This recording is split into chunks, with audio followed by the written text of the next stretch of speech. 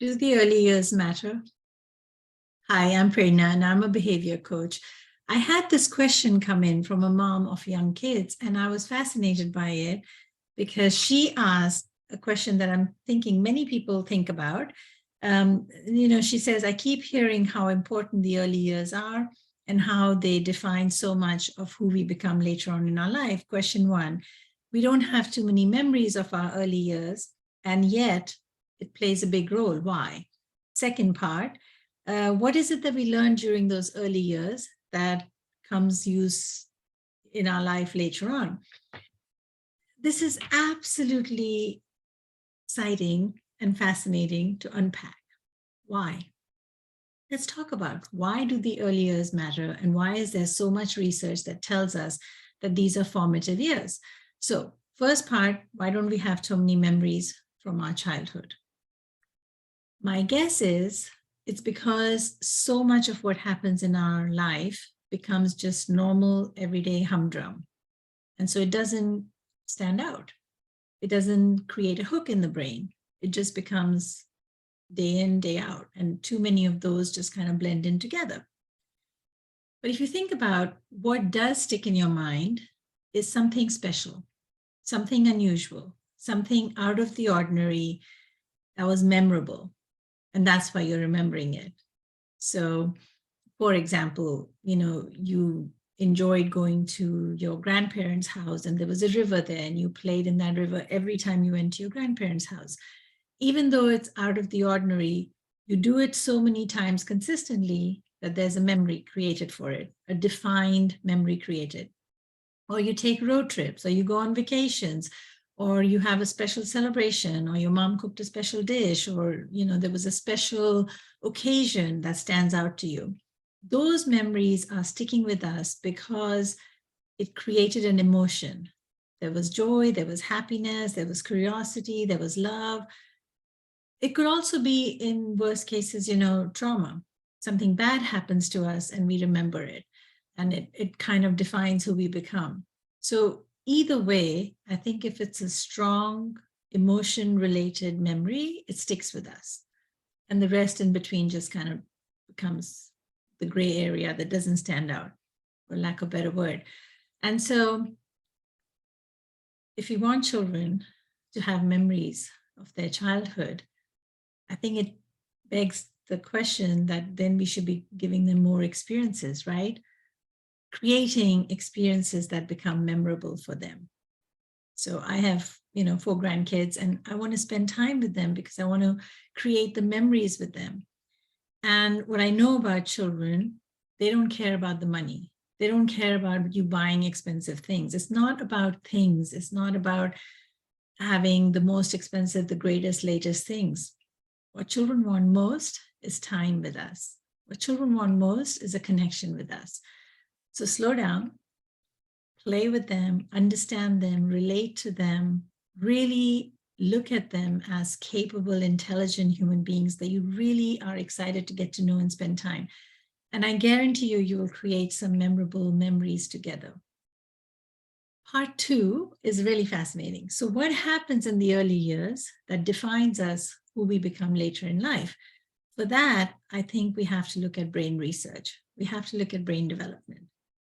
And my favorite person, I have so many, but my favorite person in this context is Carol Dweck, who's done a lot of work on mindset.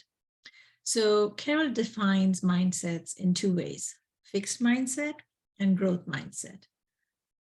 And you could be very successful with either mindset in life. It's not one or the other. So with fixed mindset, the way it shows up in our life, if you like, is we become very rigid. We become very conditioned. We like doing things the same way. We like doing things in a very set manner. For example, you like going from point A to point B, and that's your favorite store, and that's where you want to go buy whatever you need to buy. And somebody suggests to you, oh, by the way, there's a new store over there. Do you want to go check it out? And you're like, no, I know where to find things in this one. I know the people here. I feel comfortable. I'm just going to do that. So you get into your comfort zone and you get into your fixed routine. And anything out of the routine, it feels like too much effort, too much of a bother, and you don't want to do it. So that's showing up with a fixed mindset in life. This could happen at work, this could happen in your personal life, just going through your comfort zone, not taking risks, not pushing yourself, not really going, looking at change, and every change feels like a challenge and you shy away from it. So that's the fixed mindset. The growth mindset is the other spectrum.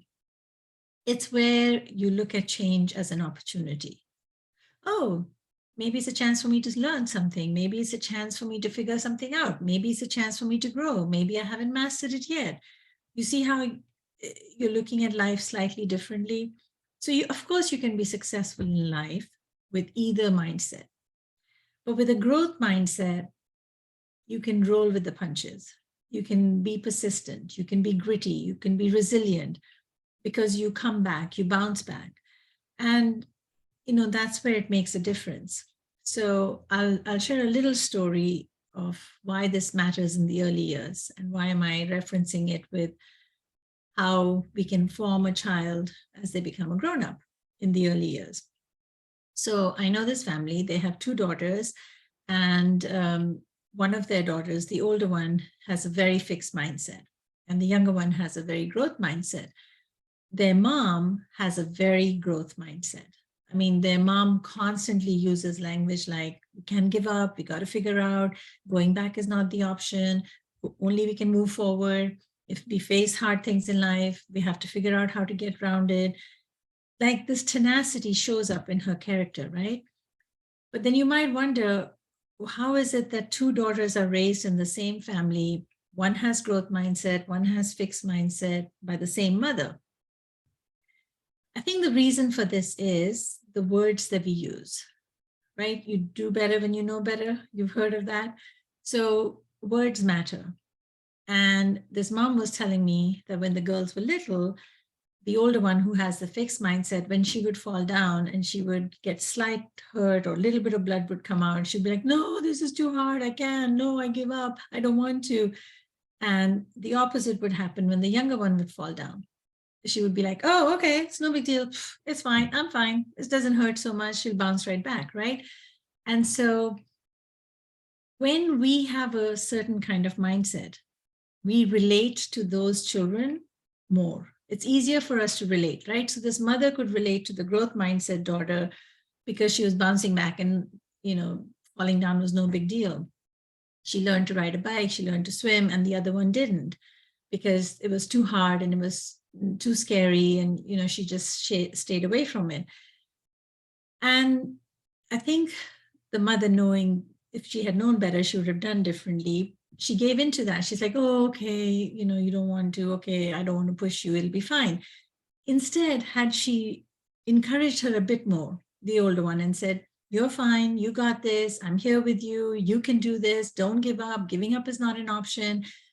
How can I help you? Let's figure this out. Let's take this on. You haven't mastered it yet, right? So words of that nature may have changed some of the fixed mindset that was coming up, right?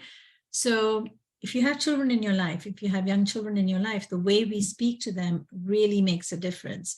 I've heard of this strategy of every child needs 3 champions. All you need is 3 people believing in you, in your life, and you could thrive and you could live your full life to your full potential, right? We need people who encourage us, who take an interest in our interest, who support us, who say, yes, you can do this. Yes, go for it. Yes, figure it out. Wow, you discovered that? What were you thinking about, right? People who want to encourage us with curiosity and problem solving and critical thinking. These happen to be executive function skills. So when the kids are younger and we can help them master executive function skills, like problem solving, like resilience, like being gritty, like being tenacious. These are all executive function skills. And if we can use language to support that, then it shows that they're going to grow up with a growth mindset. So I hope that helps. Even though we don't have many memories of our childhood, and we're going to become the person we're going to become as a grown up, and the foundation is being laid in the early years, it makes all the difference in how the mindset is going to be created. I think that is one of the biggest reasons why the early years are considered the formative years, because our mindset is being formed during those years. 90% of the brain foundation is being laid during those early years. What does that even mean? Like if you hear the sentence, 90% of the brain development, what does that mean? That means that the human being you're going to become starts when you're a little human. It starts with nurturing versus nurturing that's happening around you. What is the language the grown-ups are using? Are you taking safe risks? Are you pushing yourself? Are you challenging yourself? Are you learning to have an attitude of gratitude from a very early age? Are you learning to be appreciative and grateful? Are you learning to be observant? Are you being cheered for that? Are you being encouraged for that? So much is happening in those early years.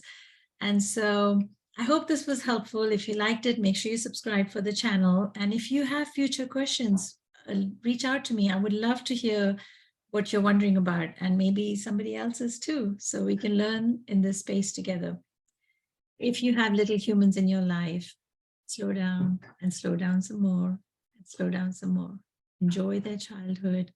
It's a very, very short period of their life. All the best. Bye for now.